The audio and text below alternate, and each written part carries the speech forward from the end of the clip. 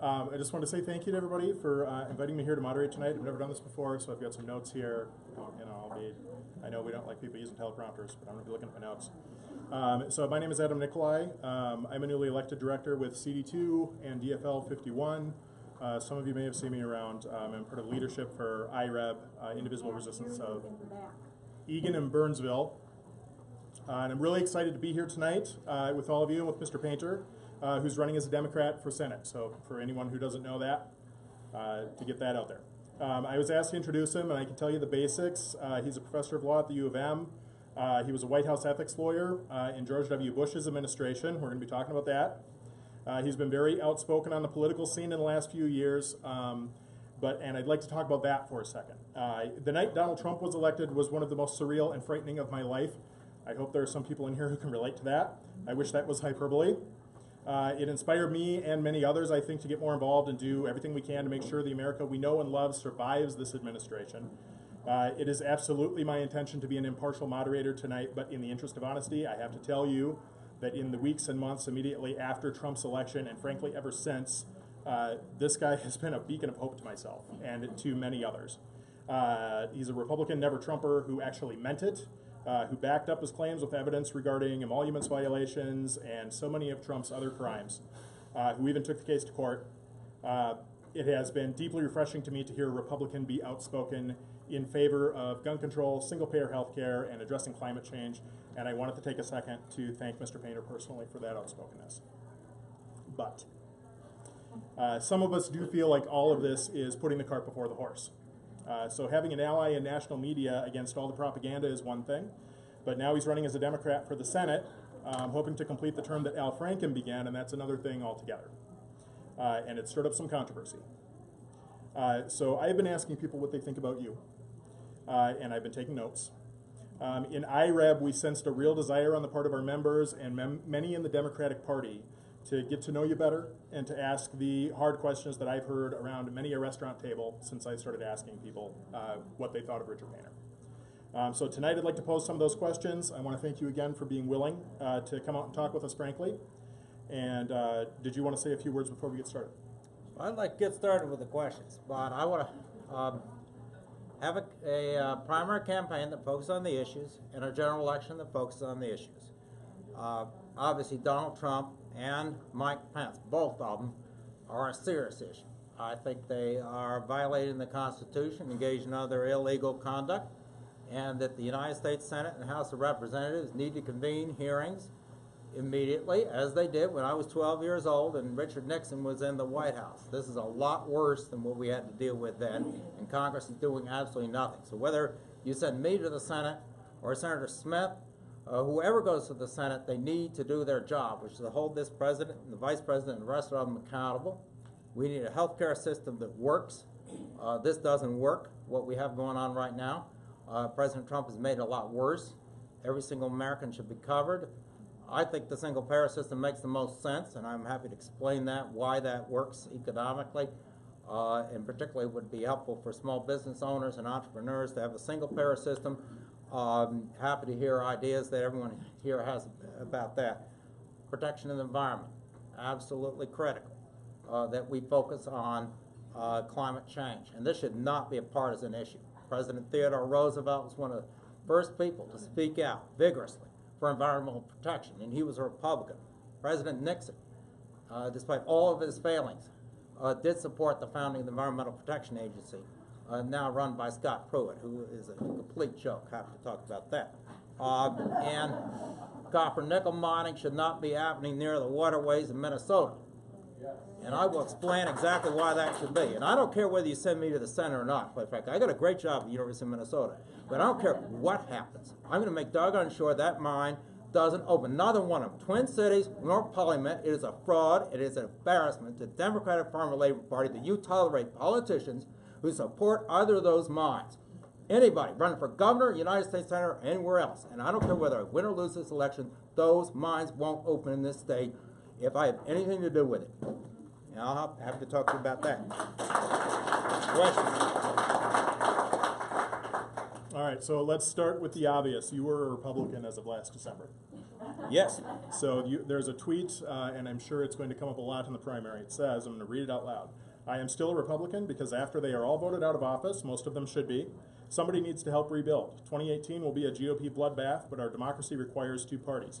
We also need more energy in the center where most Americans are, but the GOP is not. So first thing I'd like to ask is when and why did you decide to leave the Republican Party? Why not run as a Republican or an independent? The Republican Party will not tolerate dissent. And there are two problems with the Republican Party. One is over several decades, the party has moved steadily to the right. So someone like Arne Carlson, who supports my campaign, is persona non grata in the Republican Party because he will not support right-wing nuts for office. And that's where the Republican Party has moved over several decades. But without Donald Trump in office, without the authoritarian model of Donald Trump, we at least had, in my view, a Republican Party that was willing to function in a democracy, maybe at the far right wing of the democracy, with plenty of Citizens United money, but I never imagined we'd have Vladimir Putin in on the act. But with Donald Trump, it has gone over the edge. And the question is, how long was I going to stand there and continue to fight for a moderate to liberal wing of the Republican Party? I'm getting older. There's only so much time I've got for this fight, and it's not working. And if I were to try to run in a Republican primary for this Senate seat, I can guarantee you the White House would have poured in an enormous amount of money, because they would have rather had a Democrat in that seat than have me in there as a Republican, I guarantee you. And I'm going to make their life plenty miserable as a Democrat as well. So it's just not working with the Republican Party. Now, I got to say, we do need a two-party system that works. We need two parties that are willing to participate in a democracy for this to work long-term. But that's not what we're getting right now. It is very clear, if you do not swear allegiance to Donald Trump, you're out. Senator Corker and Senator Flake, a lot more conservative than I am on the issues, a lot of votes I very, very strongly disagree with. And yet, because they will not be loyal to Donald Trump, they were threatened with primary challenge so that they could not continue in the Senate. This is a move toward authoritarian rule. It's a threat toward democracy. So it's not just about the ideology of the parties, conservative versus liberal. It's about a threat to our democracy, and that's what we have with Donald Trump. I've had enough. So why not run as an independent? Did you consider running as an independent? I did. Look at my positions on the issues. Look at Senator Smith's positions on the issues. There are issues we strongly disagree on. For example, copper-nickel mining.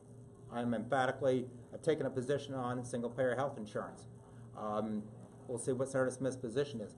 But there are going to be a lot of issues we agree on. And we know how that would work when we don't have ranked choice voting in this state. And that would have put Karen Housley in the United States Senate, and that would have been one more vote for Donald Trump. And once again, this is a threat to our democracy, what's going on right now. I'm not willing to do that. I'm just not willing to take that risk. So one of the things that I've heard people say to me is if you switch parties once, you can switch parties again. So the question I want to ask is, what would it take for you to become a Republican again, and would you ever do that if you were in the Senate, elected as a Democrat? If the Republican Party were willing to be in favor of single-payer health insurance and protect the environment, and the Democrats wanted to support copper-nickel mining and destroying the environment, and if we had a flip, we've had flips in the past. If you compare an electoral map of Eisenhower versus Stevenson to the electoral map of Bush versus Gore, it's almost as if you switched the states. So would that happen? No. That's not going to happen. The Republican Party is not going to agree with the positions that I've taken on the issues, not in the foreseeable future. I don't see that happening. But I'm not going to focus on party. I'm focusing on issues. And I will tell you my positions on the issues, and you can see whether you agree with them or not. And yes, I've had my disagreements with the Democratic Farmer Labor Party establishment on the mining issue. I don't think they're serious about health care until they're willing to stand up to the medical device companies, even though there's a lot of money in medical device companies in this state. But my disagreements with the Republican Party are far greater, and I cannot imagine living long enough to be willing to go back into this Republican Party. It's not working. Okay. So you mentioned medical devices.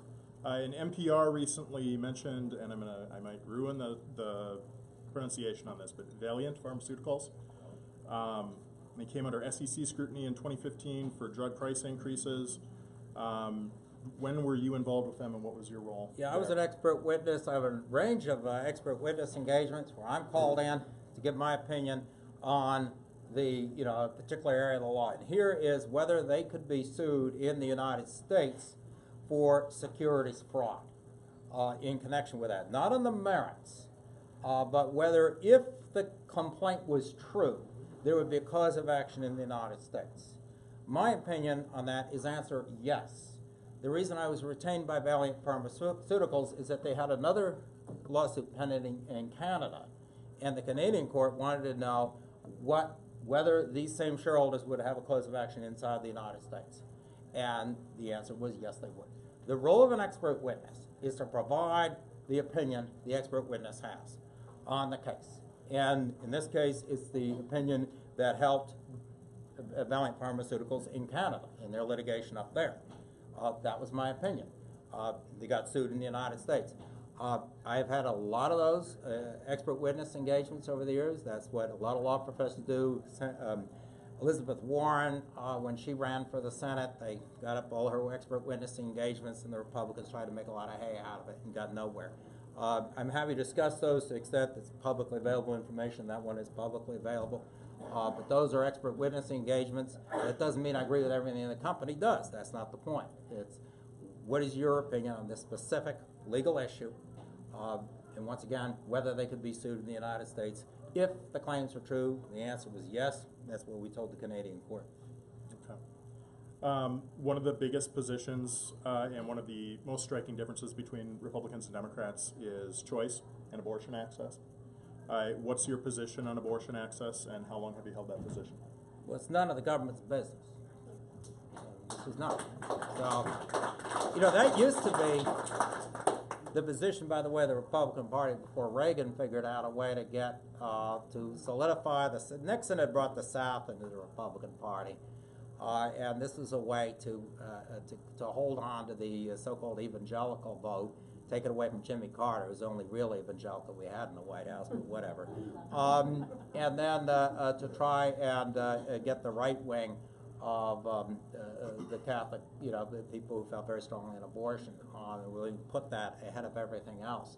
That was a political ploy by the Reagan team. It fundamentally changed the Republican Party, created the gender gap in the Republican Party. I just don't think it's any of the government's business. And this is an issue where a lot of people are driven by their own personal moral values, their faith.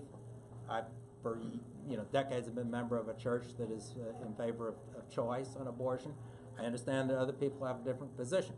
But once again, why should government get into it?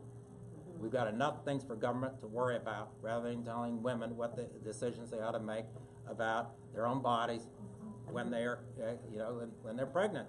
Same thing with the end of life, by the way. Why is government regulating that? Or who you marry?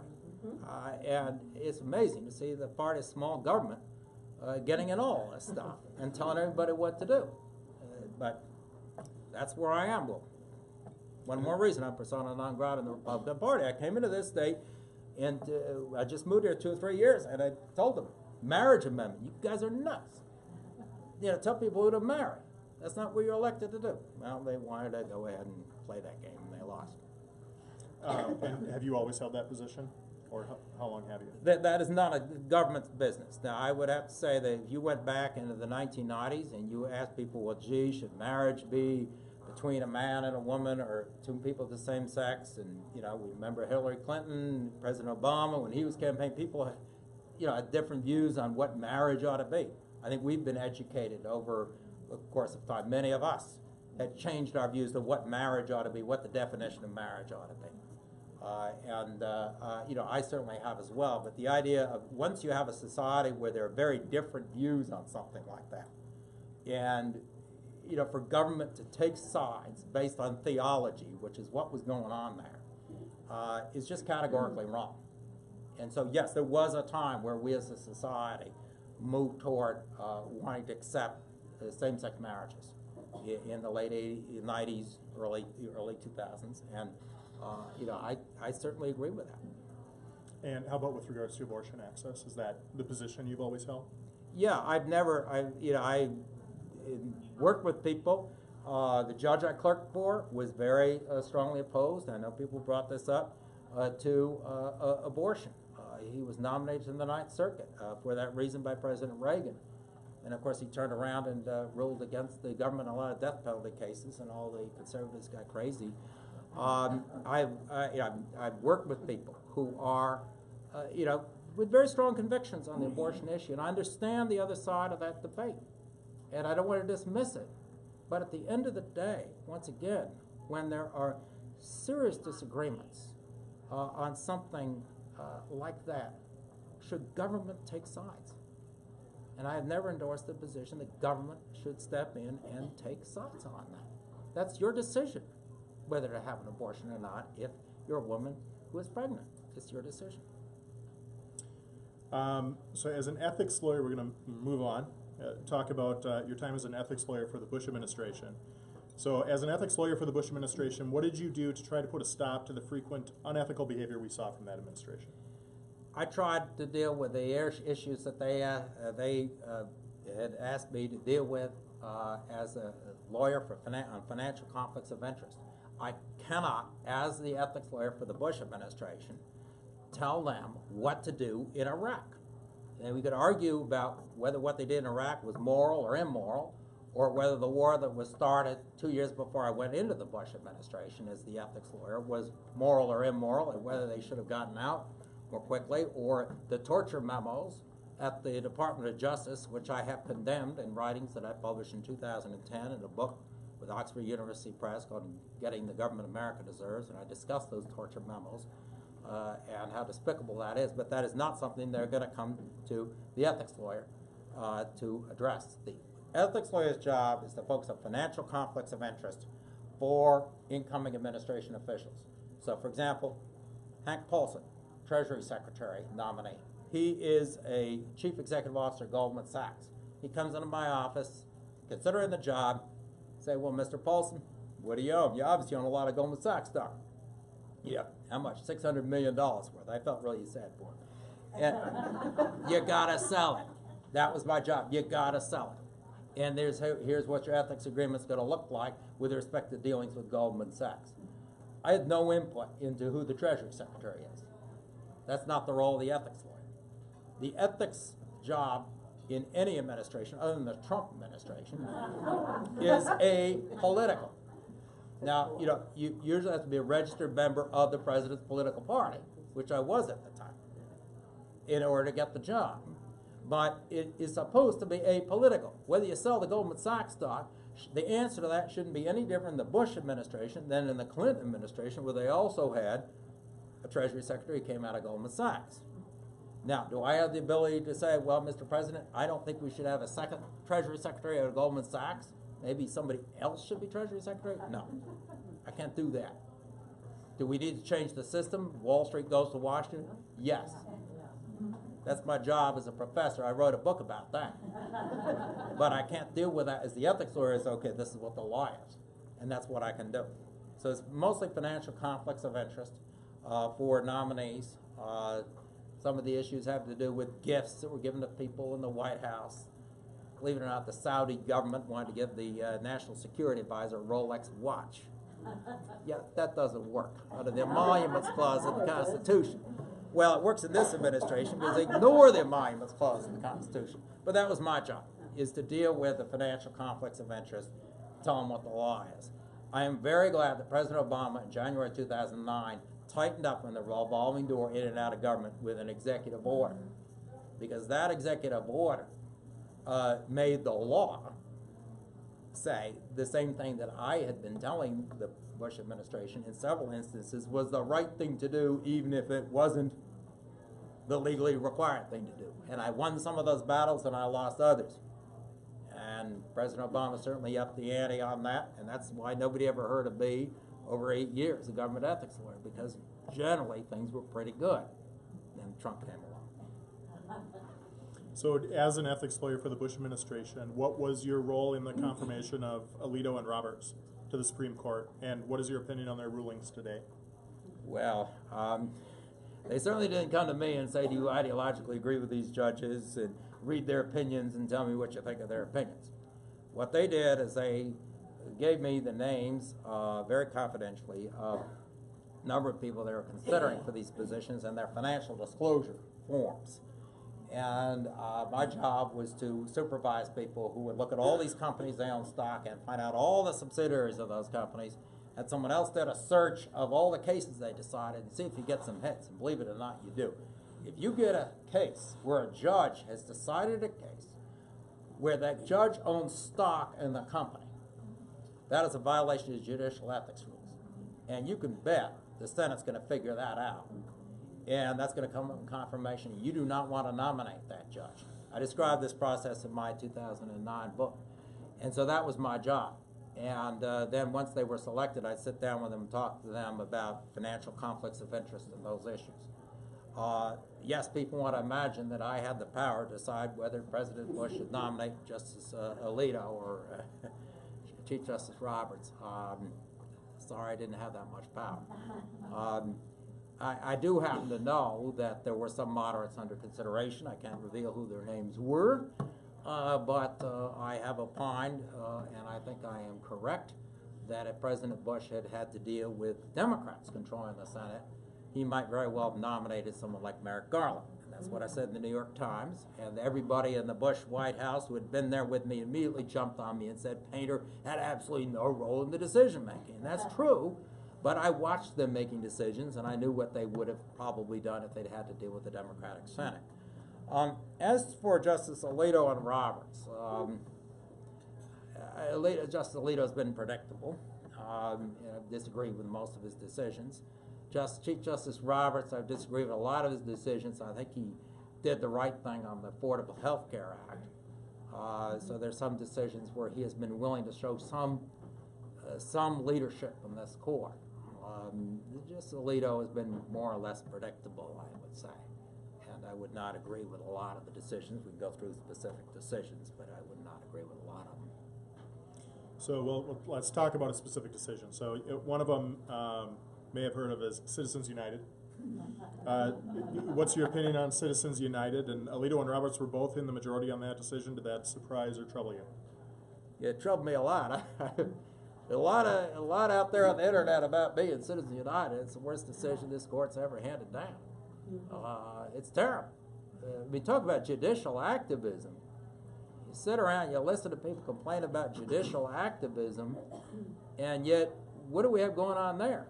We have 9 justices. I don't think any of them have held elective office, and 5 of them are convinced that they know better than the United States Congress in one of those very few instances where the United States Congress actually chooses to regulate campaign finance and to say that it's unconstitutional because a corporation has a First Amendment right to influence politicians. Now, anybody who's been in elected office knows exactly what goes on when that money comes in the door.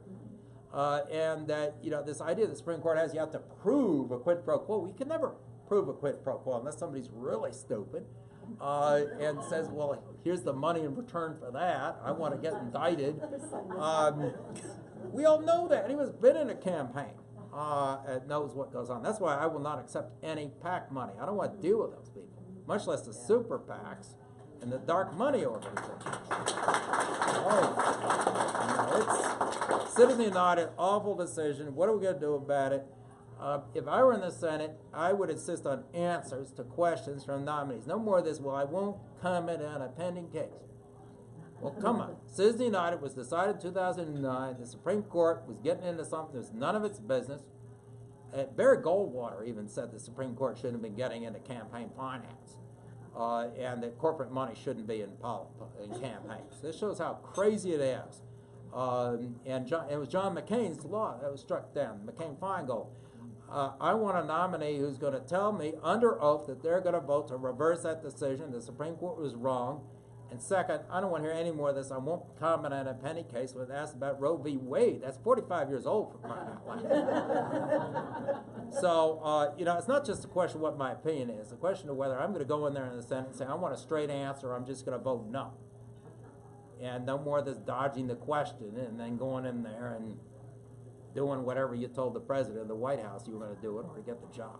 I'm not going to play that game anymore. And this one's really controversial today. Do you believe in science? Real science, yeah. I mean, you could have science that, where Glencore Polymet, they got some scientists working for them and tell you that that's going to be a safe mine, right? Well, is this some Polymet water here? No, I don't think so. No, I want real science. And I don't know where we got into the idea that somehow science is bad. But we need real science, unbiased science, not science that's funded by somebody who has an agenda. So speaking of science that's funded by an agenda, climate change. How big a danger do you believe is posed by climate change, and what do you think we should do about it? Like everybody thinks that. Everybody who looks at the facts knows there's a huge problem with climate change, and it's because a lot of it because of carbon emissions. That shouldn't be a partisan issue. I don't know why it is. Obviously, people in the fossil fuel business have a different opinion on it, just like the people who want to build the mines in northern Minnesota have a different opinion because they got a dog in the hunt. They got money in it. But everyone else who has to live with the climate change, whose children are going to have to live with it, ought to face out the basic facts. If you actually read a newspaper instead of watch Fox News all the time, I mean, it's pretty clear what's going on. Okay, what are you going to do about it? That's the hard part. It's not whether it's a problem and whether it is a very serious problem. What are you going to do about it? And first of all, we ought to get back into the Paris Accords and talk with other countries, because this is a problem which we have to solve collectively on a global level. We can't have the United States doing one thing, China doing another. We've got to try to get everybody on the same plane here. Second, we need to think seriously about a carbon tax. Because a carbon tax, somebody told me you can't call it a tax anymore. When I was younger, you could actually call something a tax and people wouldn't get all worked up about it. But anyway, actually the way I learned economics when I was in college, they say, well, look, if there's a huge social externality, you tax it. That's what you do with carbon emissions. And then if there's a social benefit, a positive externality, you subsidize it. So you want to use the tax code to help companies get off the ground that are in solar energy or other clean renewable forms of energy, try and move toward automobiles that are electrically powered and then generate the electricity through clean energy. You want to supplement some of that with the tax revenues. I mean, that makes sense because there are social externalities, positive and negative, various forms of human activity. And I can't think of any that has a larger social externality than the carbon emissions. We don't deal with that soon. What's going to happen is every year we let pass, we're going to pay a lot higher price down the road. So that just means we're sloughing it off to our kids. But this shouldn't be a partisan issue. So one of the other largest issues that's going on in the United States right now is healthcare. We have a healthcare crisis. What do you think is the best way to solve the healthcare crisis in this country? Well, everybody's got to be insured. You got to have 100% of the people insured, because if you don't, what you're going to have people going to the emergency room. That's a lot more expensive. If people don't have insurance and they don't have a relationship with a primary care physician, you don't have the preventative care that you need to try to reduce the amount of incidents where you have much more serious health problems later on. It makes absolutely no sense to not have everybody be insured. We need 100% of the Americans assured. Okay, how are we going to deal with this?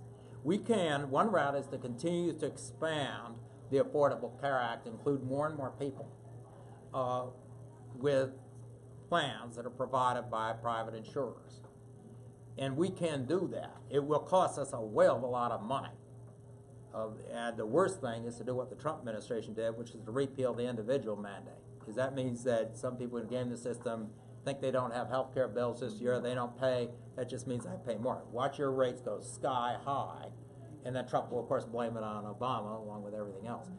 We could expand the Affordable Care Act and include everybody with all these individual private plans.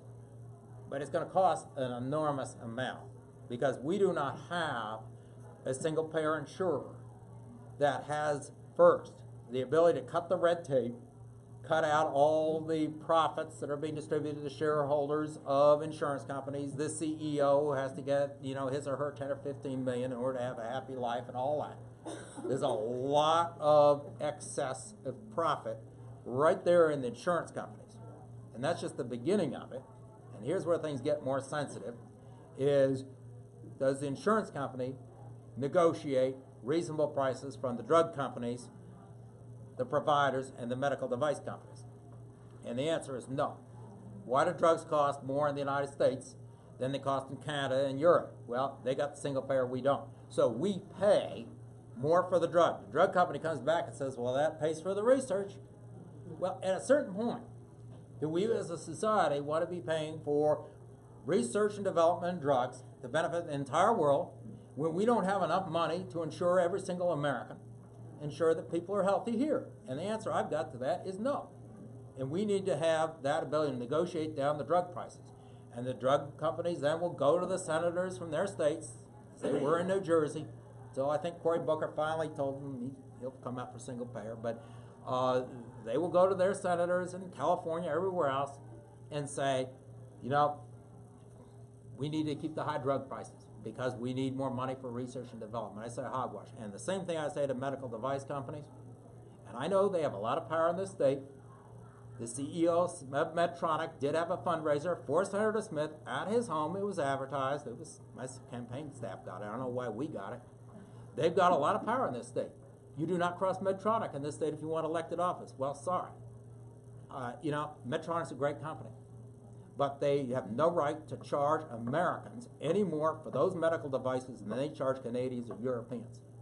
And if I'm in the United States Senate, that's my position. That's why we need single payer. And, that's where I am on it. I also believe that every single member of the House and Senate should divest of stocks in medical device companies, energy companies, defense contractors. It's just wrong. So, you choose to send Senator Smith into this election and support her in August, that's fine. Sell the stock. Amy Klobuchar has done it the right way. She has a portfolio with mutual funds and with life insurance. That is a conflict-free portfolio. That's what Amy Klobuchar has. That's exactly what I did with executive branch officials when I was in the Bush White House Ethics Office. And every single member of Congress should do the same, and you should insist on that from your members of Congress and your United States senators. And I can say this here to Senator Smith. I don't have a large microphone, but I go down on this. She goes in. She better sell the stock because Karen House is going to jump in there with $2 million worth of PAC money and say the same thing, super PAC money. Sell the stock and endorse single payer. And we wouldn't have to deal with this. And by the way, Medtronic will still have plenty of money and will be just fine, and the CEO will get to keep his house at Lake of the Isles, and he'll be just fine too. So one of the things that has been kind of is not the right phrase, extremely eye-opening for me over the last couple years. Two things in particular. The night of the election, I discovered something that a lot of other people in this country already knew, which is exactly how deep-seated and how far the racism in this country runs. And the second thing I discovered over the next year or so is how many women were being abused and or sexually harassed vis-a-vis the Me Too movement and everything that came up around that. If you were a senator, what would you do to try and address that issue of the Me Too movement and sexual harassment? Well, we need to focus not just on the high-profile cases which you hear about in the news, but what happens to a lot of working women who don't have choices. Because we say that there is an avenue of redress for the EEOC, and that you can file complaints and all that. Well, what do you do if you have to worry about your paycheck? And you may have to leave your job. You might not be fired in a retaliatory way because, they wouldn't do that, but it just make your life miserable. Or coworkers make your life miserable. I mean, do we have a system that works for ordinary people who are working in jobs where they have to keep that job to pay the rent, to feed their kids, and they're being sexually harassed? We need to fix the system. So women are being sexually harassed, and some men are being sexually harassed. I've talked to gay men who've been sexually harassed in employment in a range of different organizations, and who have no avenue of redress, particularly in the lower wage jobs, where you can't say, well, I am willing to take the risk of losing my paycheck to complain about this. We need to fix the system. Someone who's being harassed ought to be able to file a complaint without fear of retaliation. If they want to leave the job, be able to receive benefits or some payment. Maybe that comes out of an insurance fund or something where employers pay into, so that someone who is harassed has the economic security to be able to say no to that employer. Because this isn't working for a lot of people. And that's not what we're focusing on. We focus on the high-profile cases, the victims of Harvey Weinstein, who can hire Alan Dershowitz as his lawyer. Don't get me going on Alan Dershowitz, but anyway. We're focusing on the high-profile cases and thinking that's going to solve the problem. You're not going to solve the problem until you have a complaint mechanism in place where victims of discrimination, whether it be sexual harassment, sexual assault, or other discrimination, homophobia, have an opportunity to file a complaint and not suffer economically for it. And we're not focusing on that. We need to fix the law. How about with regards to racism, and particularly the thing that's troubled me the most? There's a lot of racism, but the thing that's troubled me the most is police brutality. It seems like we see another one that's live filmed every week, every couple weeks. And I feel like it's just falling on deaf ears. Yeah. What can we do about that? What would you do as a senator? Well, let's start with what we can do and then try to figure out what the federal government does versus the state governments and the municipalities. One, you need a lot better training for police officers. Police officers are not receiving the training they need with respect to how to handle situations where the police officer feels threatened. And also with respect to racial bias and how a racial bias that you might have instinctively that you may not recognize, but in a situation where you feel threatened, surfaces and affects your judgment. So we need a lot better training of police officers. Second, a lot of police officers are irrational and are scared because of the amount of guns out there. We need to address the gun problem. You know, that is a huge issue. And we had a police officer who was killed in Mendota Heights, where I live, a number of years ago. Now, you know, the guy shot him, was a white guy with a car, you know, who pulled the guy over. The police officer goes up, gets shot and killed. But the fact of the matter is, when you combine the number of guns on the street and the police officers feel threatened with inherent racial biases that many people have, but most people are not in life or death situations where they feel threatened. That is a very, very bad situation. So one, better training. Second, deal with our gun problem. We've got to deal with our gun problem. And third, we do need to be serious about bringing in more African Americans, more minorities group members into the police forces. If there's any area where affirmative action and other efforts to recruit a diverse police force, if there's any area where we need more affirmative action as on law enforcement, I think we can use a number of different strategies to address this. So, you know, the federal government should get involved, certainly in investigating. The Justice Department should be investigating civil rights violations, as they were on a number of these under the Obama administration. I don't know what they're investigating under Trump, but they should be doing that. Congress should address this with extra funding for training of police officers, and should strongly encourage a much more diverse police force than we have in a lot of places in the United States. So there's a lot we can do on this. But one, we got to recognize it's a serious problem. Recognize that police officers are in a very challenging situation. They feel threatened too, largely because of our gun situation. But also address inherent racial bias that can come into any job And in policing, that can be extremely dangerous.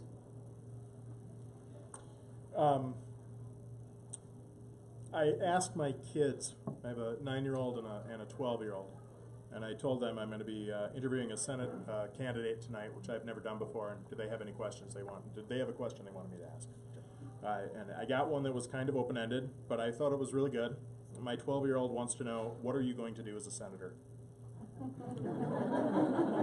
Well, this is a 2-year term, so if I were to win this election, I want to accomplish a lot in 2 years, because I like my job at the University of Minnesota. I don't want to go to Washington and just sit around and do nothing. One, I want to get rid of Donald Trump and Mike Pence. But, you got to have some other senators who want to do that, and some other members of the House of Representatives. We need to convene those hearings. So I wouldn't want to be on the Senate Judiciary Committee, we need to have those hearings. And we need to investigate everything that's going on, because Bob Mueller is just responsible for the Russia investigation and only criminal activity in connection with the Russia investigation. Well, there's a lot of stuff that's going on that's unconstitutional, it's not criminal, and there's a lot of criminal activity that involves things other than Russia. Well, that's the job of the House and Senate Judiciary Committee, so it's time to get to work. That's one priority. Single-payer health care, absolutely critical. Senator Sanders has a good bill. We'll just make sure that people willing to bite the bullet on the cost of the bill and impose the necessary taxes to pay for it. And we have to look at the numbers. I think it'd be reasonable to say that everybody pays 10% of their income for health insurance. If you make, if you're below the poverty line, I mean, we shouldn't obviously require that. But if somebody's making middle-class income or whatever, something reasonable or more, 10% of your income. You make $50,000, you pay $5,000. You make $500,000, you pay $50,000. And yes, if you make $100 million, cup up to $10 million. Big deal. Sorry, Donald Trump, but I've never been in his shoes, so I don't feel bad for him. But anyway, the point is that we need to pay for it, and it requires raising the taxes or the premium or the fee, whatever we call it. We got to be willing to say that. Get voted out of office, get voted out of office. So I want to do that. And then third, I want to deal with the environmental situation, particularly with climate change. And the copper nickel mining thing is easy in the United States Senate. Just say no to that this land swap. I mean, that's ridiculous. I mean, they got federal land here, and their environmental laws apply to the federal land. And so Polymet, which is really Glencore, run by a bunch of Europeans and Russians or whatever, they buy the land over here, and they persuade the United States Congress to do a land swap so they don't have to obey the environmental laws in the federal land. I mean, just say vote no on that thing. And that's not going to take any time to say no.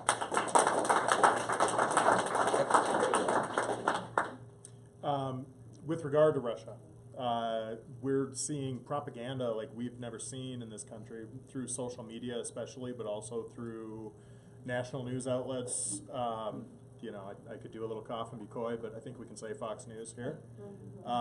What can we do from a congressional standpoint to stem that or combat that?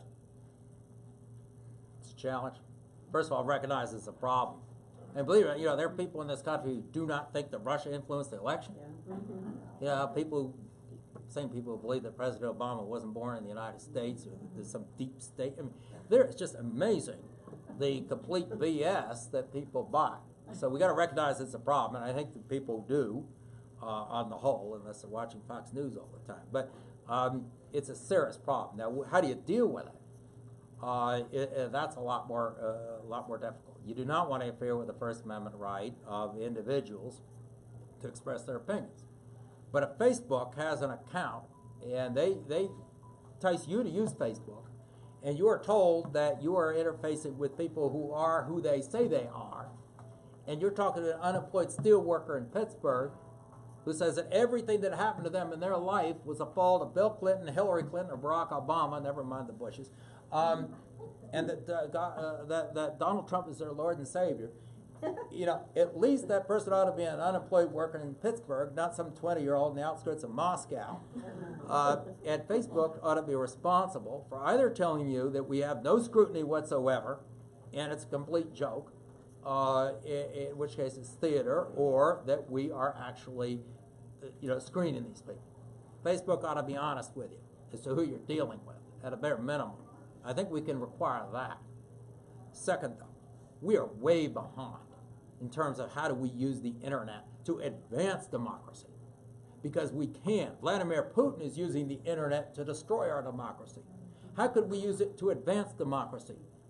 What I have asked is that the state legislatures set aside one night, each night, Monday night, a debate.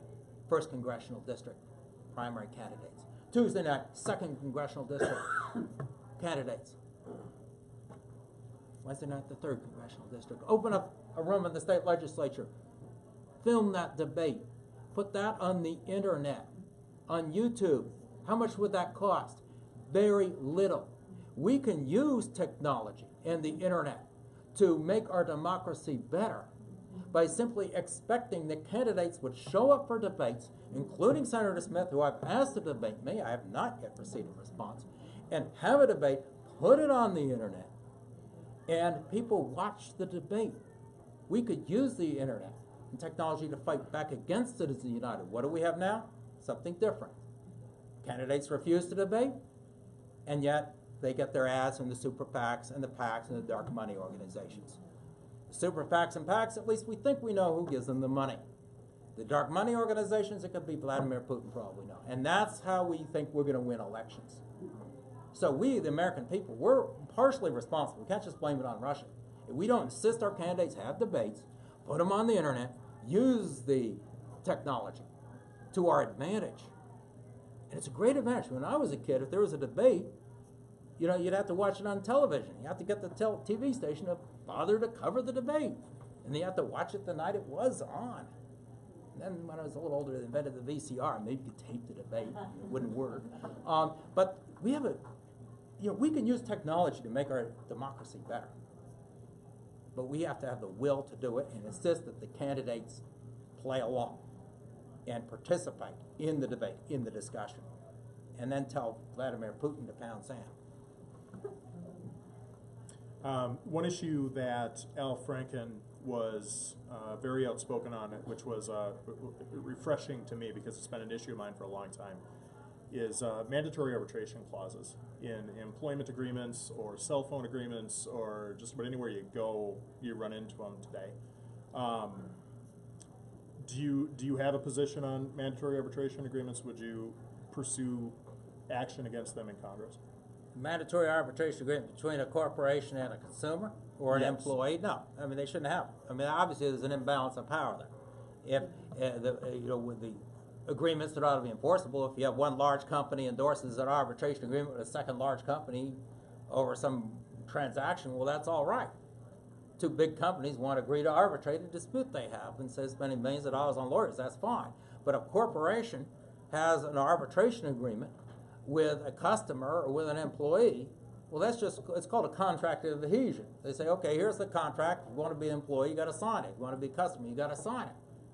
I mean, that's not a fair bargain.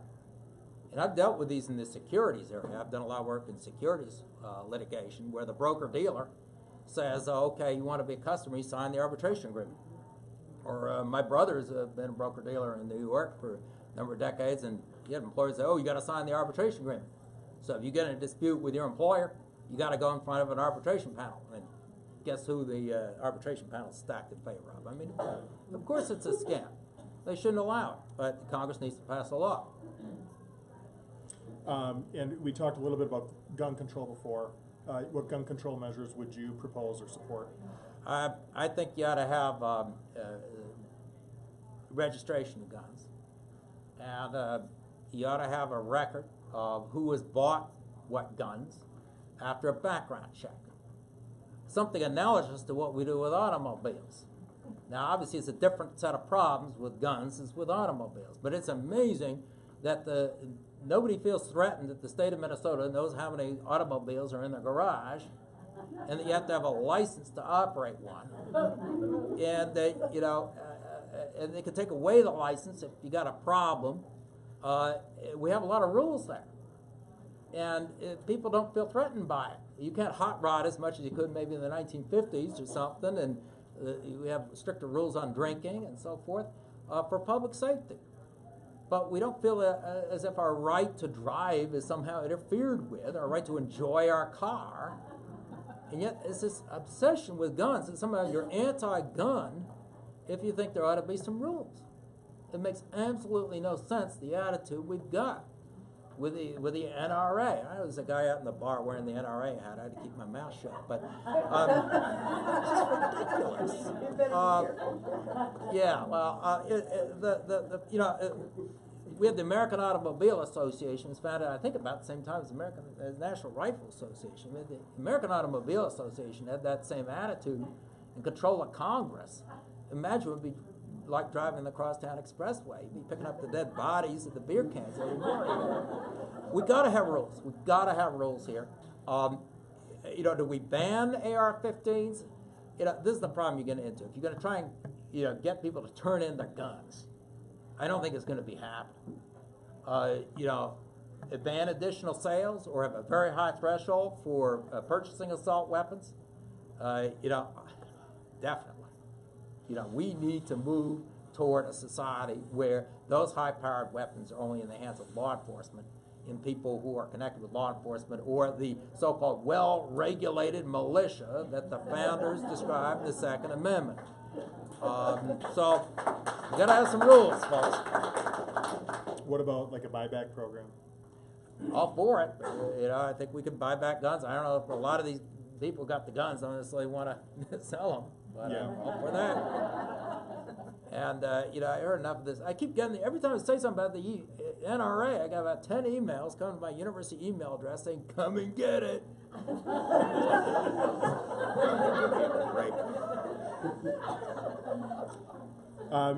So I did want to save a little time for opening to questions from the floor. If anybody has anything, Karen, yeah. I'm just curious where you stand with immigration policy. That seems to be really a hot topic right now since families are being separated at the border. So I'm just going to repeat that for anybody in the back. It's a question about immigration policy, given the suffering of people at the border and everything else that we're seeing today. Well, it's a mess right now. First of all, you can deal with people already here. And, well, I think basically if people have been here 5 years or longer, just get them citizenship. And, I know you got to take a test. They say you got to take a test for citizenship, I guess, but, they have a test that I don't think half the White House staff could pass. But whatever. So I would skip the tests and all that stuff. I mean, the point is that people have been here 5 years or longer, just get the citizenship and get them going. So they're paying taxes like everybody else. We don't have this sort of underground economy going on. And say people have been here illegally when Americans have been employing them for that long is ridiculous. They're here legally. They came here maybe illegally. They've been here employed, and people have been employing them. Just people have been here 5 years. I think that'd be a reasonable cutoff point. We can discuss where that would be. With respect to trying to limit illegal immigration going forward, hold the employers accountable for hiring undocumented workers. That's where the problem is, not with people coming here and taking the jobs that the employers are willing to give. So focus on the employers and requiring people to have the documentation, to get the documentation for their employees. The policies, obviously, the way they're handling if people entering this country illegally is atrocious. Separating children from their parents, the cruelty of the system. It was bad before. It was bad. It's been bad for 20 years. Judge John Noonan, the judge I was speaking about, who's my co-author on the legal ethics case book, he had written several articles and he handed down several opinions about the atrocious system they had in place in Arizona about 10 or 15 years ago. So it's been bad, but President Trump's made it absolutely awful. Of course, the DACA program makes sense. But as I say, I think people have been here more than 5 years. They're part of our economy. They're our fellow Americans. Come on, the people came over on the Mayflower didn't get permission to come over either. So, whatever. Over there. I haven't heard you address anything yet about the economy, and one of the things that when I think about the differences between Republicans and Democrats, and I'm wondering if this might have been your case is that Republicans tend to, from what I can tell, be more on the side of corporations than the citizens. And so my question for you is, we're looking at a growing divide, especially with the tax bill, so I want to ask you about the tax bill. But what I want to ask you is, really, what is your stance economically? How are we going to address that growing divide between the super rich and the people who have nothing? Yeah. Well, this has some historical perspective. As I understand, the top tax bracket under President Eisenhower, Republican, was 70 or 80%, depending on the year, for the very top tax bracket. For the people like Donald Trump, if he makes as much money as he says he makes, that is. You know, we have steadily cut the top brackets. So, of course, you're going to get growing income disparity, inequality, when you do that. You know, the major change was under President Reagan. So, you know, I do think we need to recognize the fact we have an enormous deficit. Republicans traditionally wanted to focus on balancing the budget, but the last time they did was under President Eisenhower. There's been a lot of talk about that. I think that what we need to do is think about, you know, who ought to be responsible for, you know, the public expenditures and taxes. And, you know, we have a lot of wealth at the very, very top, and that's been a trend over the past 20 or 30 years. So we need to face up to that. And it's not I'm against rich people. And I don't think it ought to be us versus them. But it's a question of, are you paying your fair share? And we need a tax code that requires people to pay their fair share. And at a certain point, the amount of money you're making may or may not be related to how much hard work you've been doing. Maybe it's related to luck, or whether, you know, you happen to make a good investment and other people working for you. And so, you know, we should expect people who have a lot to give a little bit more back. And that doesn't mean I'm against them. It shouldn't be, as to say, us versus them. We need a fairer tax code. And that ought to be a priority. And then there are other areas where you know, I don't want to get into a situation where corporations are evil or bad. We've had good corporations, good banks, well-run banks. We've also had some banks that are terribly run. And that's what caused the 2008 financial crisis. So without demonizing bankers, which I think is the wrong approach, I think we need to get people to play by the rules. And that's what went wrong in 2008. I wrote a book about that. It was published in 2015 with my colleague at the law school, Claire Hill, called Better Bankers, Better Banks. You can go through that. And we propose that, you know, these people run these banks and pay themselves a lot of money when times are good. And then the bank gets hit with a fine, or they get in trouble with the SEC. What we said is take that out of their pay. And don't require some showing that the CEO was at fault. Come on, I mean, he or she looked the other way. We know it. Just take it out of their pay. If they're going to make a lot of money when the bank does well, when they get in trouble, they should pay for it. So, you know, I'm not against bankers. I'm not anti-business. But I want to see business conducted in a responsible, in a socially responsible manner. And that's the way a capitalist economy works. So if you really believe in free enterprise and in capitalism, that's what you buy into. Not this free-for-all where people do whatever they want and then run away from responsibility and leave everyone else holding the bag. Would you support a transaction tax? On the securities transactions? Overall. So there's two economists, one from Princeton, one from Yale. How they got together, who knows? It's not a joke. Yep. They came up with a model, and it was published in the early 80s, and that model still holds true today. And the model is simply this, is that 1/10 of 1% of every transaction, for every dollar involved in the transaction, is taxed at 1/10 of 1%. Doesn't matter if you're rich or poor, corporate America, French, doesn't matter. Any transaction that takes place dealing with a company or individual in the U.S., doesn't matter from where, 1/10 of 1%. If we had that, we could fund our own health care, one-payer system. We could fund states at a higher level, education at a higher level, municipalities at a higher level, and pay down our debt 5 years. Happy to look at it. I've endorsed a transaction tax in one area, which is the securities trades, all these hedge funds they're whipping in and out of stuff all the time Those would and be included. manipulating the market.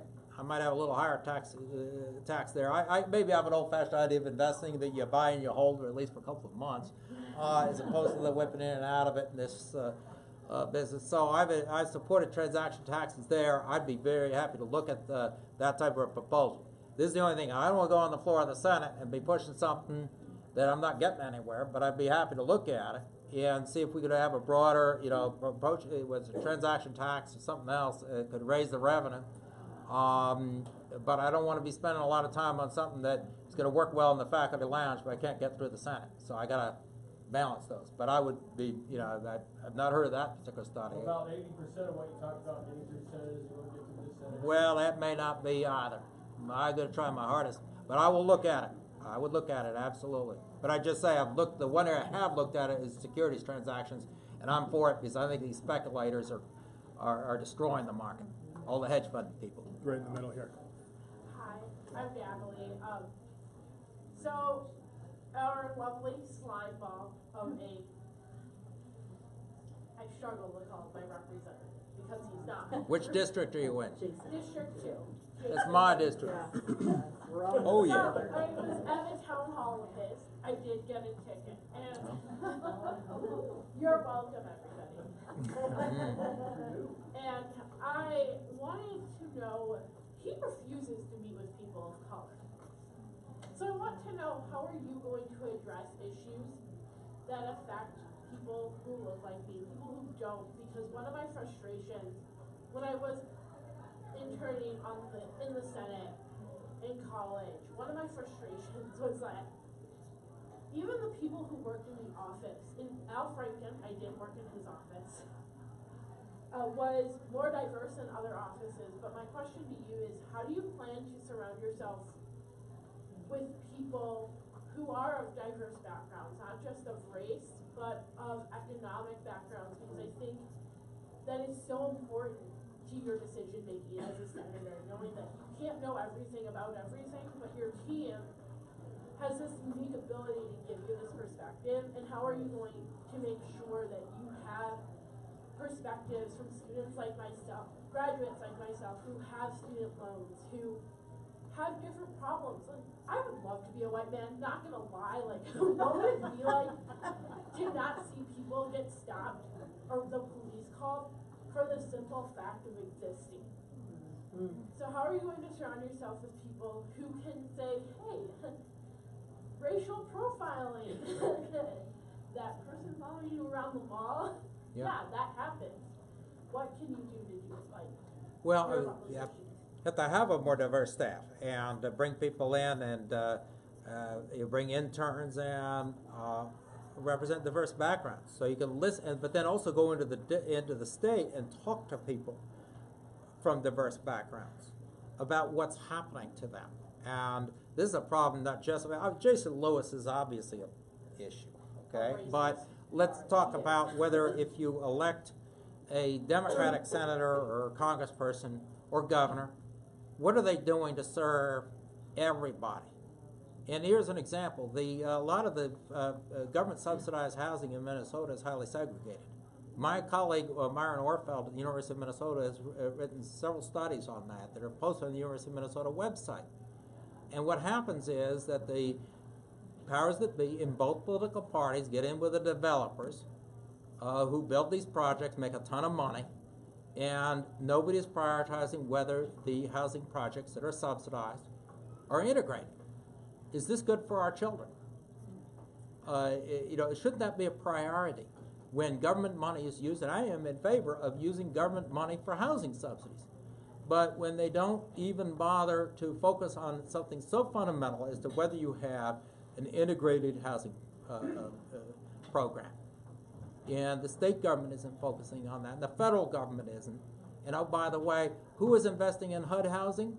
Sean Hannity. Yeah. Think he cares about HUD housing? No. So here's just one example of government programs that many Democrats would support. But if they are not administered in a responsible manner in the public interest, with people getting input from people in minority communities about how is this actually working for us or not working, Are you using the government program to further segregation or to actually integrate communities? People aren't asking those hard questions. And they're not. Why? Because you don't have as many people from African American communities and other minority communities in powerful positions in the state government who are making those decisions in Minnesota, and the same in the United States Congress, and the same in HUD, even under President Obama. And it's just gotten much worse, obviously, under President Trump. So the Jason Lewises of this world and the Trumps, I mean, those are the easy cases where they wear the bigotry right on their face. But if we want to address these problems, we need to listen to people in the communities that are affected by government decisions. So I'd like to just kind of follow up on that quick, because the question was, I think you addressed the question, but also specifically with regards to your office and your staff, do you have individuals in mind that of people of color that you would have on your staff, or if not, would you reach out? It'd be absolutely critical as a United like, States Senator. part of that reasoning is because I noticed that people who work on Capitol Hill were largely white. And not that I have a problem with white people. Yeah. I am half white. But my problem lies in the fact that if you've never been racially profiled, if you've never feared the police like I do, I seriously have a fear of the police. Like, I see them and I freeze. And I don't know how to describe that to somebody other than to say, like, it's really hard for me to feel safe in this world. But if you don't have people who are on your team who say another person was killed by a police officer, where you talked about that, like, we need more racial profiling, but I also think we need that at our federal level. And I want you to, like, I would like your team to reflect that community in Minnesota that has been largely ignored, not just by Republicans, but as I read the history of Minnesota, it's been largely white. And people who look like me are ignored in this history. And it's really upsetting because I'm like, I'm a Minnesotan too, I'm just not, I don't ice fish. Well, yes. I don't like ice fish either. I'll tell you, this is the problem. Our state is becoming increasingly diverse in its population, but the power structures in both political parties are not. And that shows. And that shows in the policies that are being pursued and whether or not people are listening to people in communities of color and others who are affected by government decisions. Yes, a United States Senator absolutely should have a diverse staff. That's absolutely critical. But you need a diverse staff back in the state government as well. And you need people who are reaching out to the communities that are affected by these decisions. And who is asking people in the affected community what kind of housing projects make sense? Or what kind of school, when they have these charter school programs, what's happening? Is it that someone wants to start a charter school and they want to make a lot of money and they're schmoozing the politicians? Or is this something from the ground up? I think it's the former in far too many cases. And so what you have is people who are part of the power structure who still are, in this state, in particular given our history, going to be predominantly white who are making these decisions. Now, I'm going to try as best I can to address these issues. And having a diverse staff is going to be part of it. But we need others in the government of Minnesota to be working with me and with others who are determined to address these problems. And we certainly don't need Jason Lewis.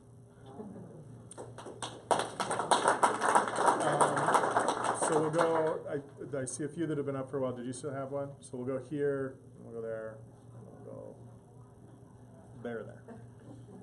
Okay, hi. My name is Dee. I'm also from SD51. I live in Egan.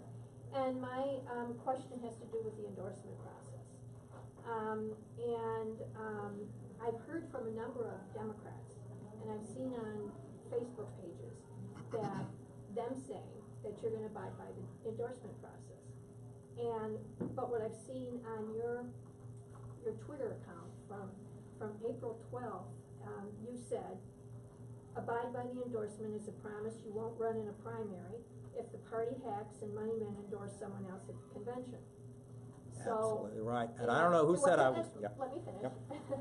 And so my comment is that people endorsing at the convention are not money men or party hacks. They're people like this in this room. And so if you don't intend to abide by the endorsement process, why haven't you been explicitly clear about that so that there was no confusion among Democrats? And the other thing is, why are you even bothering with running for the endorsement process if you think it's so bad? I made it very clear that I will abide by the endorsement of the people of the state of Minnesota. These two parties need to be run by the people.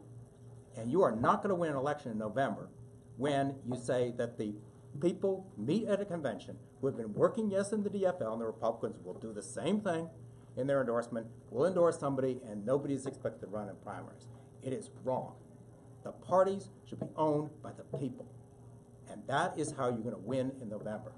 And the same thing with the gubernatorial race. I made it very clear. I think there ought to be a contested race in August. Or you're going to lose, because the Republicans are going to have a contested race. And I don't know which of these two, I don't know which is worse, they're going to choose. But they're going to have a contested race. But And it's I just think categorically wrong. You're conflating the endorsement process and the primary process. Exactly. The primary is where the decision ought to be made by the people. There's nothing wrong. Absolutely. The people own the parties. The people own the system. And so I will seek the endorsement of any individual or group of individuals that wants to endorse me, including in the convention in Rochester. I will never abide by an endorsement of any political party. I don't think it is right. I think it's wrong to ask people to abide by the endorsement. It looks like it's being fixed, and the people will categorically reject that. And that's my position, and I feel the same way about the Republican Party. Governor Dayton did the exact right thing. And I don't appreciate the fact that he could only do it because he had a lot of money, and that someone else is expected not to do it, but he did the exact right thing that everybody should be able to do. Take your case to the people. But he didn't seek the DFL endorsement. Yeah. He bypassed that and went right to the primary Absolutely. because he said what you're saying. So I think you're playing both sides. No, I'm That's not. Well, I'm just saying that's what Then it looks like to me. I am Because seeking the you're endorsement. asking for an endorsement. And from a party perspective, the endorsement means one thing, and the primary means something else, and you're conflating the two. I'm seeking the endorsement of anyone who wants to support me. If they want to support me in Rochester, fine. If they don't need to. I seek the endorsement of the people of the state of Minnesota. I'm not going to play party games. I have my views. I said my views on the issues. Take it or leave it. I want to help. I got a great job. I don't need this job. I don't want to play party politics. I will tell you my positions. They can endorse me in Rochester or not. I will run in a primary, and if I lose, I'll be perfectly happy. I want to try and help. That's all I want to do here. Would you,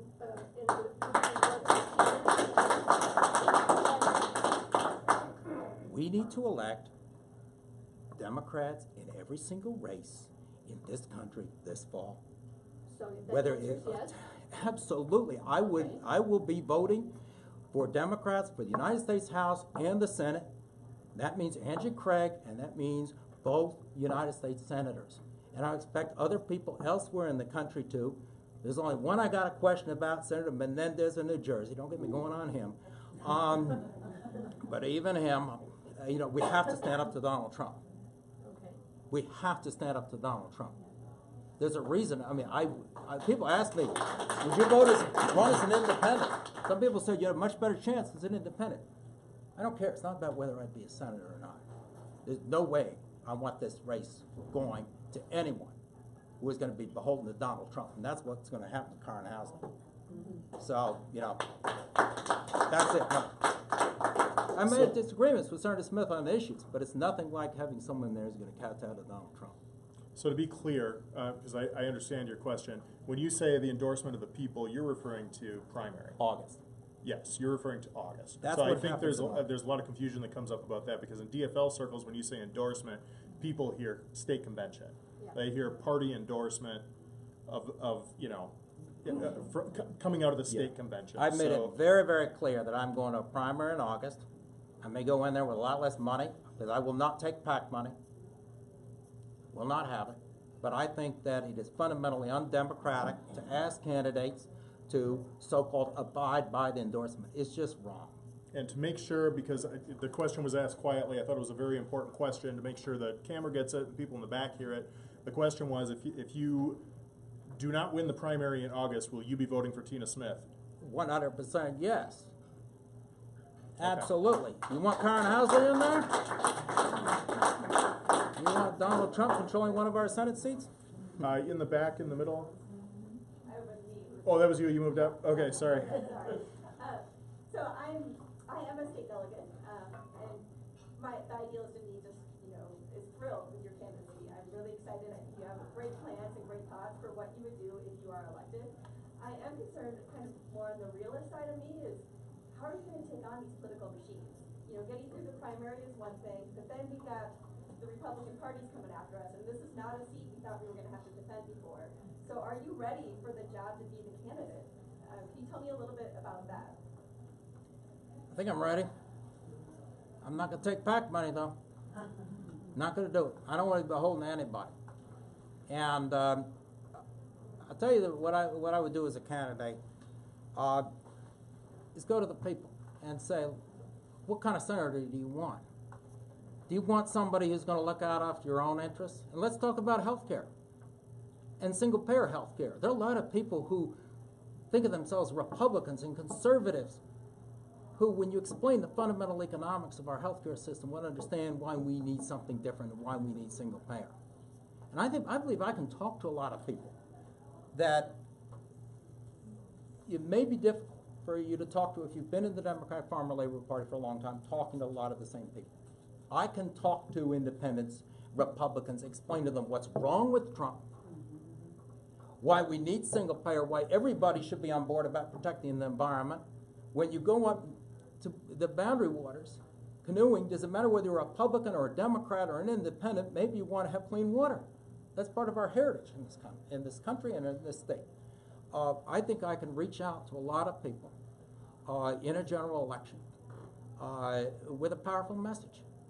Do you know your win number, or do you know people who can help you figure out your win number? I think maybe that's, I'm wondering tactically, do you know what to do to get elected? I believe I do, but I can't predict whether I win or lose. I'm not going to say that I, be able to, if Karen Housley wants to come in there with a couple $1 million, what the result's going to be. But I'm going to take my case to the people. And I believe that the people of this state are going to reject that kind of politics, where big money is determining who our next senator is. I have a lot of faith in the people in this state. I think I'll win. And I think I'll win because I have the right message. That's what people want. They don't want someone who's beholden to party operatives who says they'll abide by the endorsement. They want the PAC money, or they're saying, well, I'm for this copper nickel mine, but not for that copper nickel mine because a retiring congressman from the 8th District says, I don't know, no more games with me. And I happen to think the majority of the people in this state are going to support me. Was it Krista? Yeah.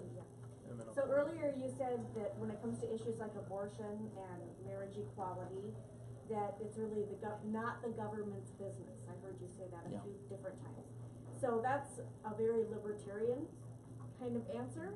And I wonder, when does it become a government issue? When does it actually become a human right to you? That some of these issues really do need governance because human rights are being trampled upon. Are you saying that you would abstain from those votes? Are you saying that you might not show up for those votes? Or are you saying it's not the government's business unless somebody's human right is? What is the specific issue we're talking about? A woman's right to decide what happens to her own body. Sometimes there's government decisions that impose upon those rights.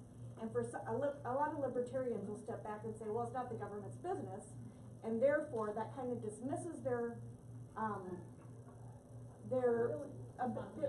responsibility to actually step up and say it's the government's business to say the government does not have a say in that.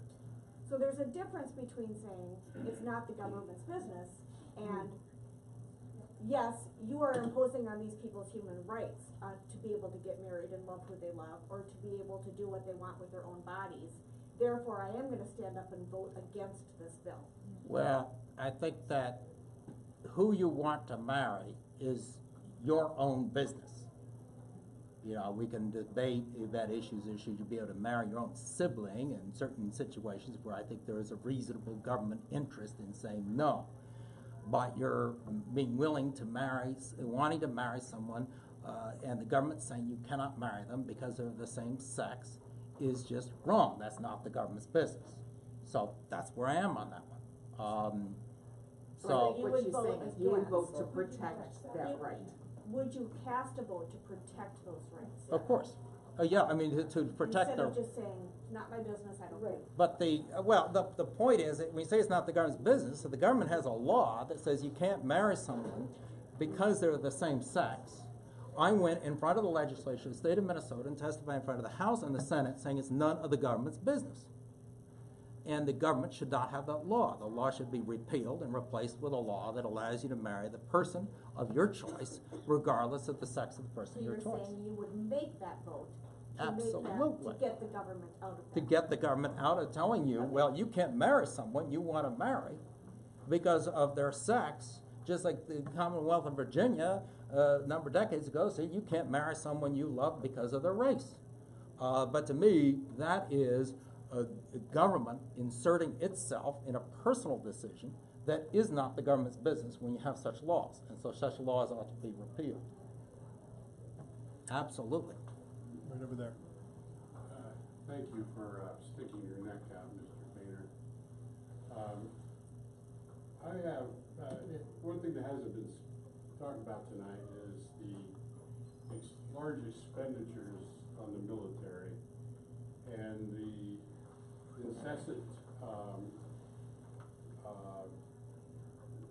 don't know, adulation, if you will, that's going on within the administration, relating to the NFL and all that other kind of happy crap. What's your position on funding the military in a monetary way? Yeah, I'll talk about the military and then go to the NFL here. That's handed. You know, there was a day when there was a Republican president, Dwight D. Eisenhower, who said that we had a military-industrial complex that could get out of hand and you know, dominate spending and get us into a lot of wars. That was his farewell address in 1961. It's gotten a lot worse because now we have the PACs and the super PACs that the defense industry finances. They get what they want in Washington. I saw that firsthand when I was in the Bush administration because they'd have all these events and invite White House officials. Defense spending is out of control. Part of it is the defense industry that President Eisenhower warned against. The other part of it is the move toward interventionism, whether it is what happened in Vietnam, on a much smaller scale when President Clinton wanted to get into Kosovo without going to Congress, and then of course with President George H.W. Bush in Iraq with a limited engagement, and George W. Bush with a much more extensive invasion of Iraq, which was of course much more expensive than we were told it would be, and so forth. We need to pull back there. We cannot be running around the world policing the world. We've got enough problems here at home, and that's what we ought to deal with. And it's a serious issue as to how much we want to be spending on our defense budget when it's not just for defense. A lot of it is really offense. We're trying, you may have noble objectives of exporting democracy to places where it's not going to work, but that shouldn't be the job of our military. So we need to think through what we really can accomplish in the world with military force, and it's not what we think we can. And we need to address what's going on with the so-called military-industrial complex that President Eisenhower warned about, and deal with the political influence of the defense contractors. Serious problem. The thing with the NFL is just that President Trump thinks that he ought to be able to tell people where to stand or kneel during the national anthem, and he's persuaded these NFL owners to go along with him. Mostly all billionaires, mostly white guys who are billionaires. Well, my answer to that is really clear, that they ought to pay for their own football stadiums before they start telling people what to do. And I don't know what happened with this stadium here, and why a billionaire is getting a big stadium instead of us investing money in our schools. I think it's a tragedy that happened, and we ought to find out who was responsible for getting us into that mess. But, the idea that people get all those handouts from the government for their stadiums and they're coming along and say that they run around calling themselves the owners as if some sort of plantation, and then saying the players have to stand or whatever during the national anthem. It's ridiculous. So we've got just till a little bit after 9 here. So I'm just going to, I want a final show of hands. Anybody who still has a question? 1, 2, more over there. So why don't you go ahead?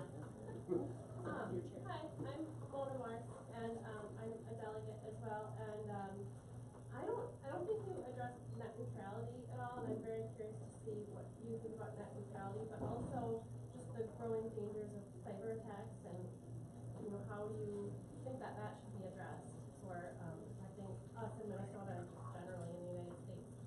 Well, the internet's a monopoly, basically. So you treat it like you do any other, monopoly. It ought to be regulated. You can't have a situation where you just buy your way into getting high-speed access.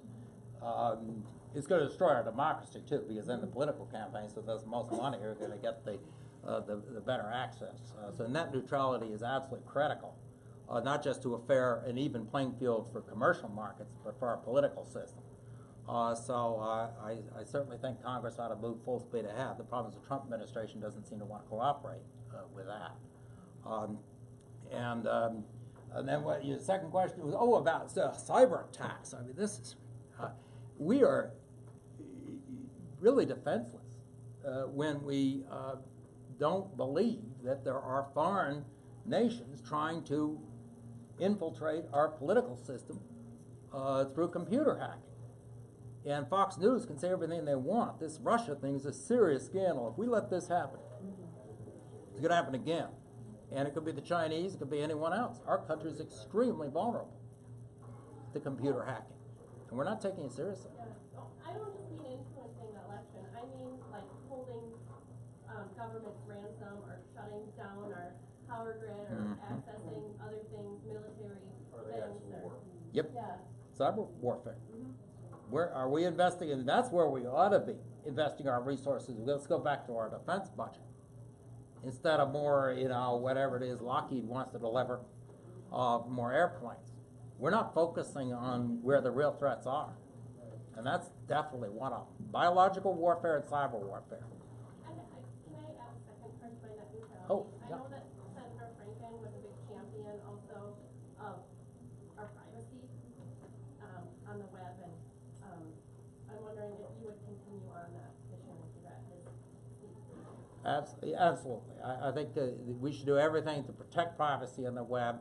When they gather information on you, when you do searches, and then that information is sold to people, which, by the way, political campaigns are getting it, so they're in on the racket too. It's a big problem, and there's not very much transparency with respect to how much information is being gathered on you by Google and by other search engines, and then be distributed. It's a serious problem. I would support what Senator Franken was doing. I'm sure Senator Smith would as well. I want to narrow the areas of disagreement between myself and Senator Smith to the areas where we really definitely disagree. And so I think I would definitely want to carry forward, though, with what Senator Franken was doing. So we are almost out of time. I just want to mention real quick, I am going to be doing another interview similar to this one with Mr. Painter tomorrow night. So if you have questions, and that's actually going to be at Rasmussen College, IREB is running that one. If you have any questions that you did not get asked tonight, come find me when we're done, and I will add them to the list tomorrow to make sure we get them. That one's going to be filmed as well and posted online. But the last question of the night is going to go right back there. Well, I apologize because my question has more to do with the ongoing investigation, which I feel is something that obviously hangs over the top of all these important issues that we're talking about. Recent reports have shown that there was a potential of an interview that was supposed to take place in January. There's also been reports that have talked about a potential subpoena. What's your take on why it's transitioned to this point, and why charges are being brought forward, and what do you think the play on that is as it pertains to the next handful of months? I think only Bob Mueller knows why he's doing what he's doing. I think he has he wants to do what's right within his mandate, which is to focus on criminal activity in connection with the Russia interference with the election. I would not anticipate that he's gonna be doing a lot of things on the eve of the election. He's not gonna pull a Jim Comey and write some silly letter, to the House Oversight Committee. It's gonna be put up on the internet. What a disaster that was. But I think he's gonna behave responsibly, and there may very well be more indictments. The president says he'll talk to Bob Mueller and then pulls back on that. I think there's gonna have to be a subpoena, but we probably would not have with that interview. We would not get that probably till next January or later, because the president's gonna drag that through the courts if there's a subpoena. I don't think he wants to honestly talk to Bob Mueller, because Bob Mueller will nail him very, very quickly. I want to say, though, that we owe this investigation into Bob Mueller continued independence, in part to Senator Al Franken, because I remember the history of that. When Senator Franken asked the right questions of Jeff Sessions about Russians, I remember Jeff Sessions, the Attorney General, lied, and Al Franken caught him in a lie and had the courage to go on national television and say it was a lie, very close to perjury. I then, the next day, wrote an op-ed in the New York Times saying Jeff Sessions should resign. Senator Jeff Sessions did not resign, but he then decided to recuse from the Russia investigation. So he was shamed into that because he got caught in a lie by Senator Franken. I don't think he cared what I had to say, but he did care that the United States Senate, they nailed him on lying about his contacts with the Russians. And that's why it makes all the difference who's sitting on those committees and asking the questions. You can't sit there being passive. Not when you're dealing with these liars. You got to ask them the right questions, pin them down, and then when you find out they lied to you, you got to have the courage to call them out on that. And that's what Senator Franken did. And if that hadn't happened, Jeff Sessions might not have recused, and might very well we might not have Bob Mueller. So it does make a difference who's in the legislature. We just need more people who are willing to do the right thing in both the House and the Senate. Thank you.